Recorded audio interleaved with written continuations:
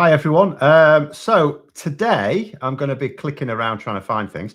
But today what I'm going to be talking about is Tory MPs having a normal one, basically. So this week they seem to be particularly insane. And I've checked, there isn't a full moon on. There hasn't been a full moon for a couple of weeks, which means there isn't another full moon for another couple of weeks. And you may think I'm talking about the loony conventions that have been going on in the last week. And although I'm going to mention one thing that Lee Anderson said in that, I'm actually going to cover several other Tory MPs, because what we've got at the moment is Tory MPs, zero control over them, zero discipline, if you compare it to other political parties where they're all on message.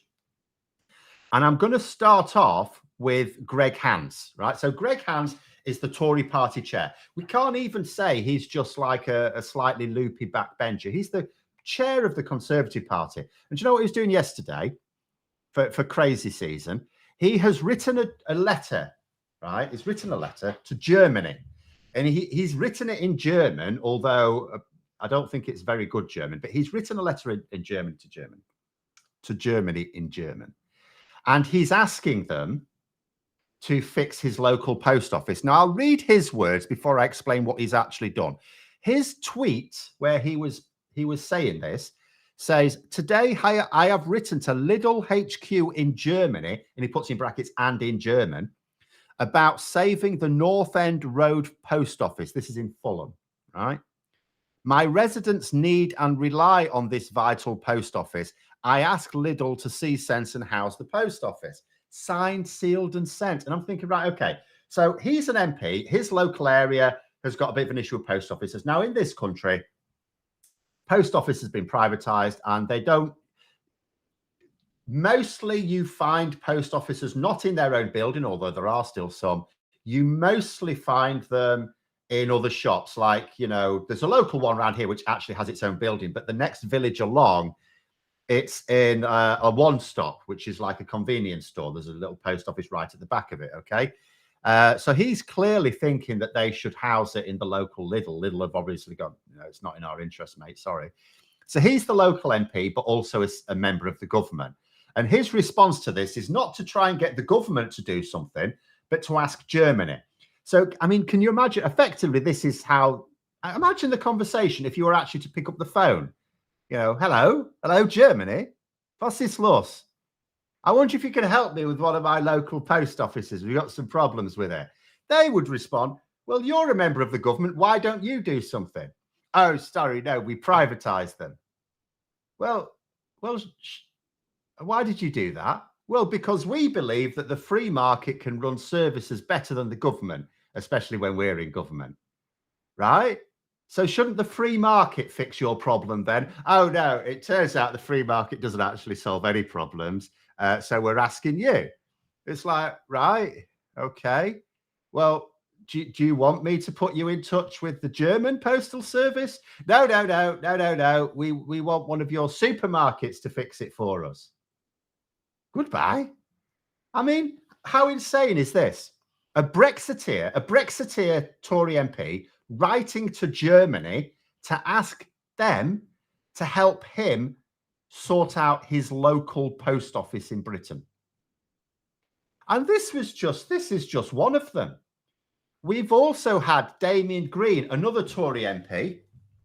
So the story today, the news today, is water companies, now that it looks like they're going to get a Labour government in charge who are going to absolutely crush them, they're going, all this sewage, we're very sorry about the sewage. Oh, yeah, we're terribly sorry about dumping all this raw sewage. I'll tell you what, we will invest £10 billion in updating the infrastructure. And you're left there thinking, it's about bloody time. You were privatized decades ago. We were told that you would do this, whereas instead what you've actually done is not only funneled all of your profits into dividends instead of infrastructure, but you've actually been borrowing. Somehow you've got into debt. How does a company who has they had no debts at all when they were privatized, zero debt. Now they've got massive debts. And It wasn't debt spending on infrastructure, because when they were dumping the raw sewage a couple of years ago, it's the terrible Victorian infrastructure. It's like, yeah, you were supposed to fix that. So now they're saying, all right, we'll invest £10 billion to deal with it, which I'm sure £10 billion won't even come close to it. And we'll put up your bills to pay for it. What? How was that? We were supposed to get cheap, good, high quality water and an updated infrastructure with privatisation. None of this has happened. Katrina's saying Royal Mail was privatised, Post Office, different company, wasn't privatised. No, the Post Office was separated out from Royal Mail by the Tories. So it's a private, your post office is a private business. It's a franchise business, like a KFC. I have had many discussions with my local postmaster. They are separate to Royal Mail, but they are still also privatised. Why Lidl specifically? Surely they could house it in one of the other stores along the road. Who knows? He's obviously decided that Lidl is the very place for it. And he's obviously contacted his local Lidl, who've told him to get knotted. I don't know whether he's bothered to... I mean, he's gone straight for Germany, maybe. Or maybe he contacted Lidl, the UK headquarters for Lidl. I don't know where that is. But if he's in Fulham, it can't be. It must be somewhere in London. But anyway, it doesn't matter. Either he didn't bother with them or they told him to get knotted as well. So now he's written to Germany. Can you imagine this thing arriving at German headquarters in Lidl? This letter written in bad German, someone who'd used Google Translate or something, from someone claiming to be a Brexiteer MP, wanting them to tell their store in Fulham to make some space for a post office. It's insane. It's absolutely insane. So Damien Green, now talking about water companies, Damien Green, another Tory MP, he's saying, oh, what are you all moaning about with all the sewage? I used to swim in it as a child. Didn't do me any harm. You know, we were just talking about this beforehand with Graham. It's like the Four Yorkshiremen sketch. Andrea Jenkins, she used to be a senior member of the government, sort of. She's the one who stuck to, or was it one thing? I can't remember. She made a gesture towards members of the public last year. Very famous, very unpleasant person. She's now organising a petition, right? Now, think about what a petition is. Like, we've presumably all engaged in petitions at various times. Petitions for the House of Commons, particularly, I'll sign those that I agree with. And the purpose of a petition, it's when you want, usually when you want a politician, it could be a petition at work, I suppose, but usually you want to draw attention to something, to a politician. And like, you can't just go to the politician and say, I've got this problem, because they'll go, well, that's a you problem, isn't it? So you get a load of people to sign a petition so that the politician has to go, oh, okay. So you draw their attention to it. The reason we sign petitions for the House of Commons is so that we can have MP, if we get enough, if you get up to like 10,000, they have to respond, or the government will have to respond, or Parliament has to respond, someone has to respond. If you get it up to 100,000 signatures, then there's a debate. That's all there is to it. There will be a debate. We had one recently on whether there should be a public inquiry into Brexit. Long story short, the government said no. But that's what you use a petition for. So Andrea Jenkins, who's a Tory MP, is now asking the public to sign her petition. And what's her petition for? So that she can tell Rishi Sunak she wants us to leave the European Court of Human Rights. So she wants members of the public to sign a petition so that she can tell another, this is a Tory MP, so she can tell another Tory MP something. It's like, well, why can't she just tell him? She's got his number. She's a Tory MP. Why can't she just go up to him in the House of Commons and go, Rishi, mate, I want you to leave the European Court of Human Rights. Oh, that's interesting, Andrea. Yeah, we're not doing that, because that's all that will happen with the petition, other than the fact the Daily Express will have it on their front page as well.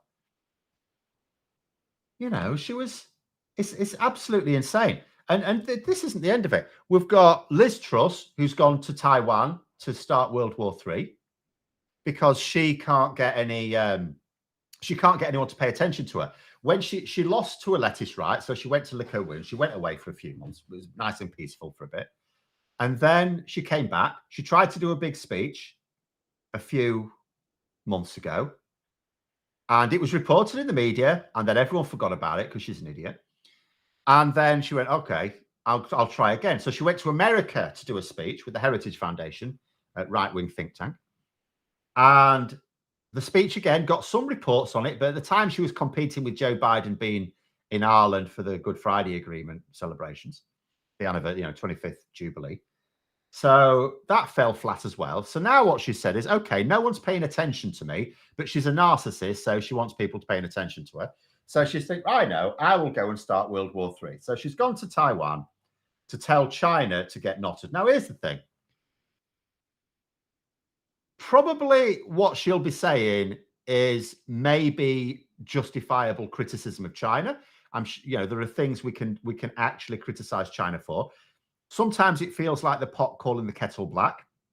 We ought to address our own issues, really. And Liz Truss has been as responsible as anyone for rolling back human rights in our own backyard, as well as agitating our neighbours. What ultimately is she complaining about with China? That it doesn't respect human rights and that it's agitating with its neighbours. I mean, is Liz Truss aware at all of what she's been doing? But anyway, if you want to change someone's behaviour, like in any part, like it doesn't matter whether it's nationally, internationally, or even on your own level, someone you've got an issue with at work, there's two ways to do it. First of all, the preferred way is to discuss things with them in a mutually respectful way, isn't it? The second way, if you have power over them, is you force them to. So you might, like, if you're a manager, you might have an issue with someone under you, and you go to them and you explain what the issue is, and like, this is why we need you to do this other thing instead because this isn't right. Telling that customer to go screw themselves really wasn't the way we do things here. Whatever it happens to be, you have a discussion with them. If it doesn't work, if they go, no, I'm right about this, then you can lay down the law. You can go, right, well, I'm your manager. I'm telling you to do this. And that works that way. But if it's the other way around, it doesn't work. If you've got a problem with your manager, you can go and talk to them and you can say, look, I don't think this is very professional or whatever. And if they disagree with you, that's really it. You haven't got any other recourse. We're like that. We can't tell China what to do. So if we actually want to nudge them towards different behaviors, all we can really do is negotiate in the spirit of mutual trust and respect. And what Liz Truss is going over, and you may think to yourself, well, Liz Truss, former prime minister, she was kicked out pretty quickly. She doesn't represent us, right? She does, because as far as China are concerned, she's the recently former prime minister. The party she was leader of is still in power, and they will think to themselves, this speech has been publicized well in advance. The prime minister, the current government, knows it's going on and they haven't stopped it. Why didn't they stop it? So actually, we are going to take responsibility for this. And a Tory MP, Tobias Ellwood, who's one of the vaguely sensible ones, actually made this point at the weekend, that China are going, it's all right us saying, no, she doesn't represent us. Don't pay attention to her. She's a mad bat. Even though China have come out with a statement saying, oh, she's second-rate politician type thing. Well, okay. But they are going to take her seriously because our government has allowed her to go over and is allowing her to make that speech. And they don't have to. So she is going to represent us. It's all insane. And then on the other unhelpful front, Lee Anderson. So I will now all this has happened, by the way, outside of the Looney Convention this week. Lee Anderson was at the Looney Convention yesterday. It went to a third. I actually thought it was only going on for 2 days. It went on for 3 days. They found enough lunatics in the country to talk for 3 days. So he was on pretty much last, I think. And one thing he said in it, and he was boasting about this on Twitter afterwards, is he described Britain as a gift to the world. And I thought, is the I'm going to have to go up for something. Sorry. Sorry, before I go to this bit, Maggie Pie, I did just miss your super chat there. Where can you find Greg Hand's German letter? Right, okay. I'm not sure about the full thing. I will put a tweet I'll put a link to his tweet below. And then presumably it'll pop up in the description below at some point for those watching not live. You may find further details in there. I just like zoomed in and had a look at the first bit of it rather than the whole letter. But I think he's tweeted about it this morning as well. So he may have put the actual letter somewhere. But Lee Anderson, so describing Britain as a gift to the world, and you think, has British exceptionalism not already done enough damage to the country?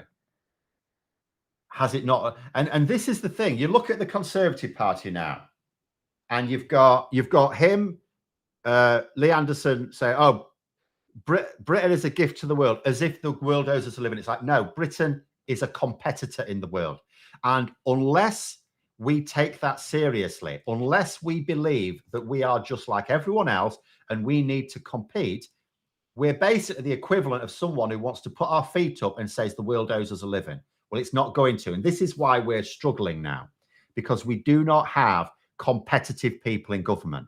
That's ultimately it. The people we have running our country now are not competitively minded because they've been given everything on a plate. And you may look at Lee Anderson, you may go, well, hang on, Phil, you know, he was a miner, hard life. And you think, okay, yeah, assuming he meant he works down the pits and wasn't just a child at one time in the past. So, okay, yeah, hard life, hard job.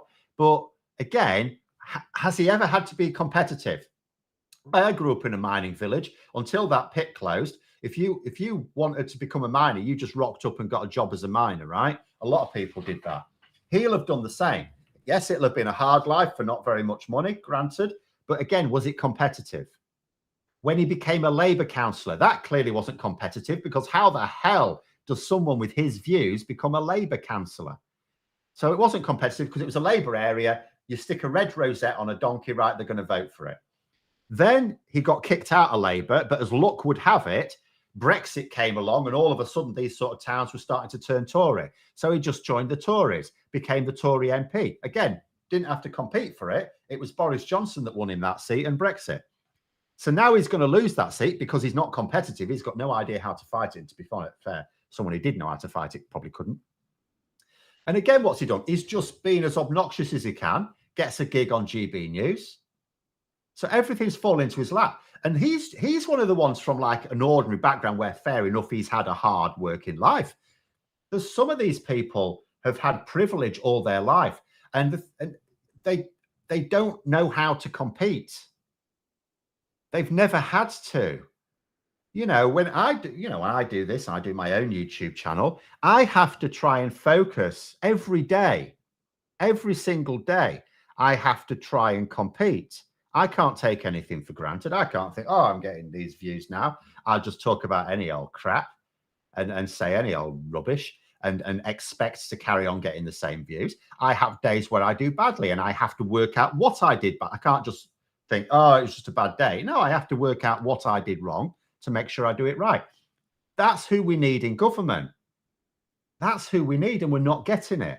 Taki Yassar saying, Vauxhall is now threatening to leave the UK because of supply chain issues. Yeah, they're not the only one. On my own channel, I've got a video about that at noon today. It's because we have cut ourselves off from our supply chains. And there's new rules coming in place because Brexit is not all in one go. We didn't get Brexit in one go. We got it bit by bit. It comes in stages. If we'd have had the full hard Brexit in one go, there's no way anyone in this country would still be supporting it. So the government knew that, so they phased it in. But anyway, let's go through some of the old comments. Been neglecting these, I think. Liz Truss wanted to judge for herself whether Macron was a friend or foe, so Macron sent her the French EDF bill came over. Yes, I mean, that was bizarre, wasn't it? When Liz Truss as Prime Minister could not confirm that France is actually an ally of the UK. How ridiculous. But she was a particularly mental one. But what I mean is the Conservatives actually in charge now. They're not serious people. They're not competent people. And they have no idea how to compete. And a country has to be competitive. We cannot, and you know, this statement from Lee Anderson, yes, it was just him and he's just an idiot, but it speaks of the general attitude amongst Conservatives.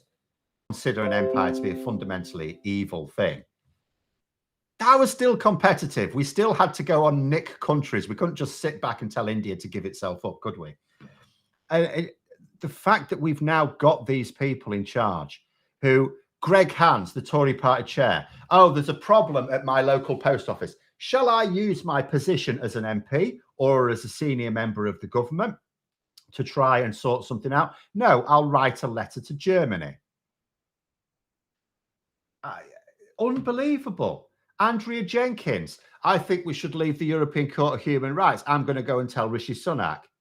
Oh, no, hang on. I'll get a petition first, so then I can go and tell Rishi Sunak. He'll tell me no, regardless. Don't matter what the petition says, because the petition's not going to have millions of signatures.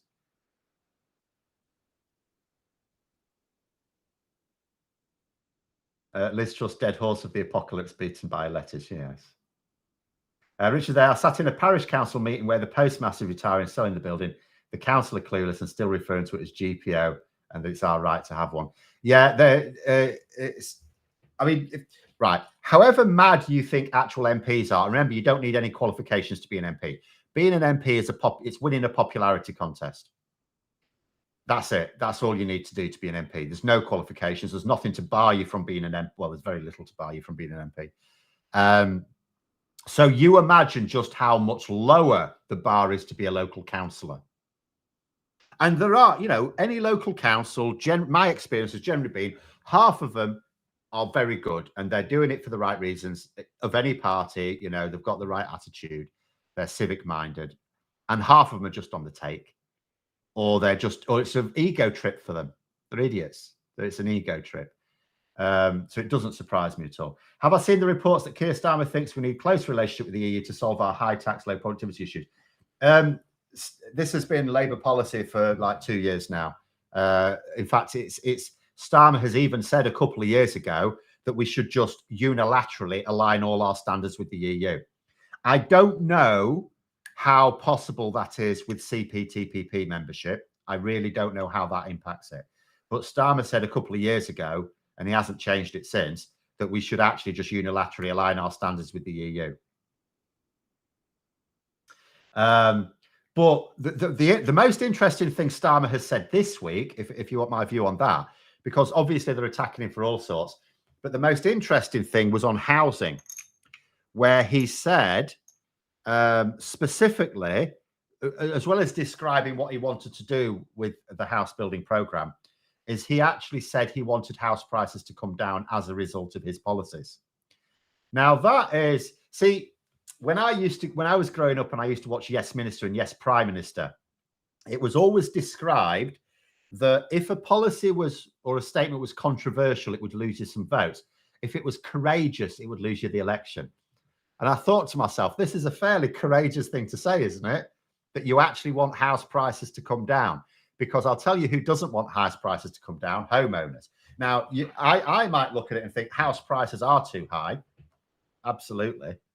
But to actually, when you're trying to win an election, and he doesn't speak like off the cuff, does he, Starmer? He's very careful about what he says. So he must be sure that this sort of message appeals to more target voters than it discourages. I can't remember a politician ever saying that. Can you? There's certain things that all politicians of all parties will say is good and stuff like this. And they'll talk about economic growth, and Labour are talking about that, and low taxes and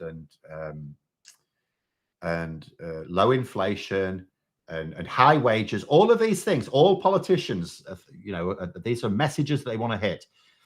I can't remember a leader of a political party, a major political party, ever actually specifically saying they want to make house prices come down. I thought that's remarkable. Percentage home ownership's going down, so maybe the maths works different now. Maybe, indeed, maybe. I thought it was quite jarring to hear it.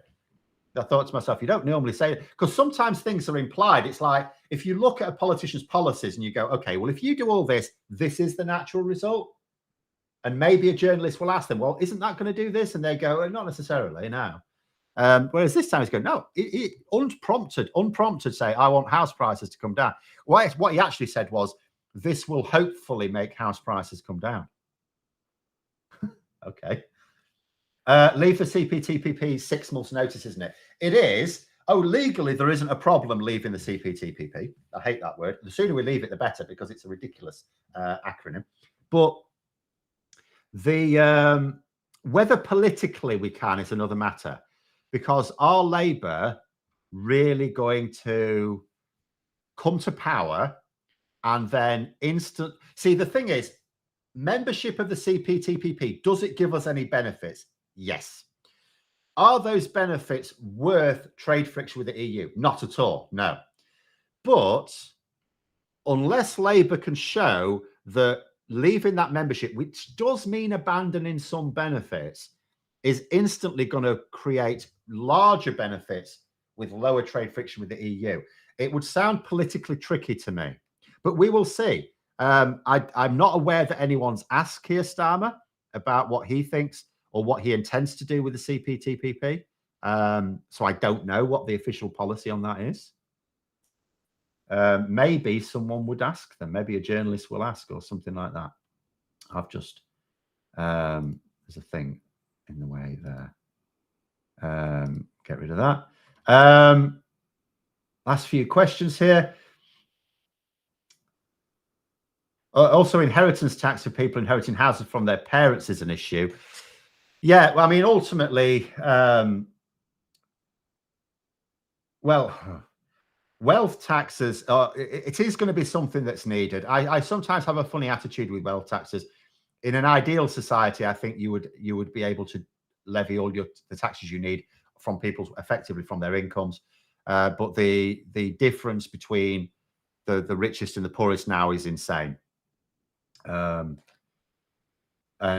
inheritance, really, I'm not really that bothered about inheritance anyway. So I would rather people were able to have a good standard of living without relying on their parents popping their clogs anyway. But inheritance tax will be an issue for people.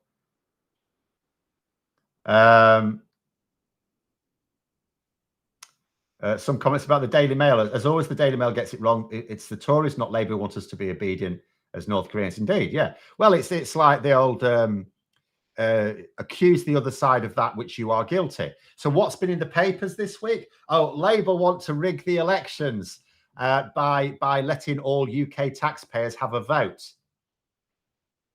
Behind the scenes, Jacob Rees-Mogg going, actually, it was the Tories that rigged the elections. We did it. Will you be quiet, Jacob? We're trying to blame Labour for rigging elections. Challenge anyone who voted yes in the poll to actually see a sane Tory. So there's a poll just clocked up. Is there any sane Tory left any sane left in the Tory party? Challenge anyone who voted yes in the poll to actually name a sane Tory MP.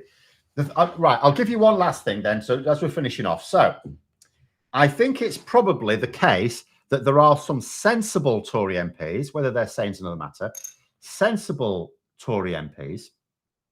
But this is what I would say. So I have described in this video and all my examples are just from the last 24 hours, right?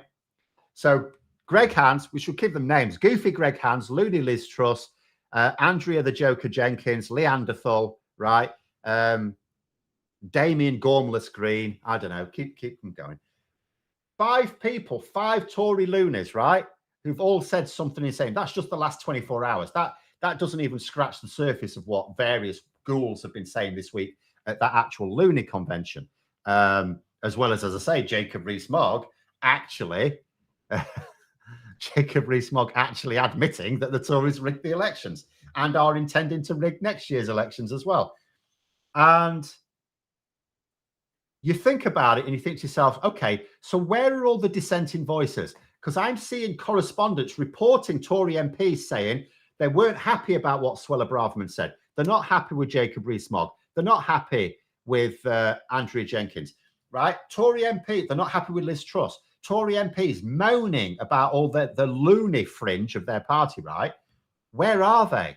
All they're doing is off the record complaining to a journalist. Why aren't they standing up and publicly calling this out? Because I'll tell you what the public are seeing. The public are seeing Damien Green saying it's fine to swim in sewage. Andrea Jenkins saying that we should leave the European Court of Human Rights, which basically means the end result is leaving the UN. You've got Greg Hans, who has a problem in his local constituency, doesn't try and use his position in government to deal with it. Instead, asks Germany to sort it out for him. Absolute lunacy. And that's what the public are getting, by the way. That's what the public are getting, the loonies, because the loonies are talking. The sensible ones aren't. They're grumbling behind the scenes. So the public don't hear that. I see the odd comment on Twitter because a correspondent says, oh, I was talking to this unnamed Tory MP who said this, but they don't write that up. That doesn't get mentioned in any headlines because they won't be named. You're not going to put an unattributed quote in a headline in a major media article. Your major media articles are for the people who stand up and say something. At the moment, in the Conservative Party, the only people standing up and saying anything are the loonies, the unhinged, the people who have got absolutely nothing in common. And these are people, remember, like Rishi Sunak is the absolute he's the pinnacle of this. We have people running our government who, as I've said earlier in the stream, are not competitive. They do not know how to be competitive, but also they are removed from the consequences of their failures. Some of them actively gain, but if the economy does bad, if inflation rises, they don't suffer. If average incomes are falling, which they are, they don't suffer because theirs don't. If the NHS is crumbling, they don't suffer. They don't suffer from any of these problems. They are removed from the consequences of their failures. So I'll leave it on that happy note anyway. Last couple here. Why are high-speed trains so unpopular in the UK? Japanese bullet trains for old European railways have been solved in Sweden in the 90s. It's because we have no coherent transport policy, really. Whenever the government, it's not that we're against the high-speed trains. I don't think anyway. I'm not a rail user. I think what it is, or even the high-capacity trains or the lines, the problem is that whenever the Tories have any grand plan, the grand plan really is to put as much public money into their mates' pockets as possible. So we don't really get the problem being solved. We get a problem identified, and therefore, it's a big problem. It'll cost like 200 billion quid, whatever. Oh yeah, that sounds reasonable. Oh, and this 200 billion quid is going to go down to Dave down the pub. No, aren't you supposed to spend it on solving the problem? No. The problem we have is that our donors want money. That's why people often get put off by these grand projects, because they end up they overcost and underdeliver. But there we go. You say you've missed loads. You got a phone call. Never mind, because you could watch it all, not live afterwards. Last one from one angry pagan. I'm writing up a potential thesis on how even now we in the West are still being affected by imperial Roman cultural attitudes and links to colonialism. Well, of course we will. It's culture. Culture takes a very long time to build up, but it takes a very long time to sort of change as well. So inevitably we will be. Oh, of course we will, for hundreds of years more. But we'll leave it there. We'll have a good day, everyone. Hope you enjoyed the stream. Don't forget to click the like button, click subscribe. Look in the description below for other shinies, such as how to join Patreon. And until next time, I'll see you later.